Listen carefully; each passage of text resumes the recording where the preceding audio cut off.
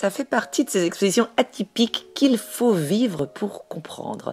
Alors je voulais vous la faire partager parce que c'est une véritable expérience. Déjà, on est là dans la galerie Colbert, un passage magnifique dans le 2e arrondissement de Paris, avec une coupole en verre incroyable qui date des années 1820. Et on va rentrer dans la galerie de l'Institut national de l'histoire de l'art et se retrouver plongé dans une pièce sombre avec un écran géant qui passe une vidéo silencieuse, deux mains en mouvement. Voilà, le décor est planté. Il s'agit d'une œuvre connue mondialement de Sylwia Kolbowski, qui a un peu plus de 15 ans, mais qui n'avait jamais été présentée en France. C'est une première. Alors le principe, c'est qu'elle a interrogé une vingtaine d'artistes sur l'œuvre d'art conceptuel qui les a le plus marqués. L'art conceptuel, c'est ce mouvement des années 60 qui défendait l'idée au-delà de la réalisation matérielle de l'œuvre.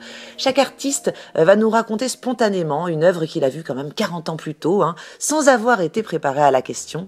On ne saura jamais qui est l'artiste qui parle, ni l'œuvre dont il parle. Et alors pour pimenter encore la chose, le film vidéo ne montre que leurs mains sans le son. Si vous voulez écouter les paroles, il va falloir aller à l'autre bout de la pièce, sur un banc, dos au film, et pas la peine de tricher en vous retournant sur le banc parce que le son ne correspond évidemment pas à l'image. Ça serait trop facile, l'artiste a pensé à tout. Et je vous rassure, c'est pas juste pour nous embêter. Ce qui fait que cette œuvre est célèbre aujourd'hui, c'est qu'elle nous interroge sur la mémoire. Elle nous raconte une autre histoire de l'art que celle des experts et des chercheurs. Finalement, pour l'artiste, le souvenir de ce qu'on a ressenti, de ce qu'on a retenu, de ce qui nous a marqué à l'époque, c'est aussi important et vrai que les archives écrites.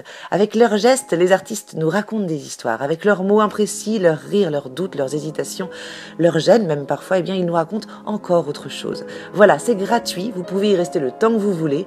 Ne ratez pas le petit catalogue qu'on vous donne à l'entrée parce que vous pourrez y lire tous les récits des artistes qui parlent et c'est absolument passionnant. Bonne visite.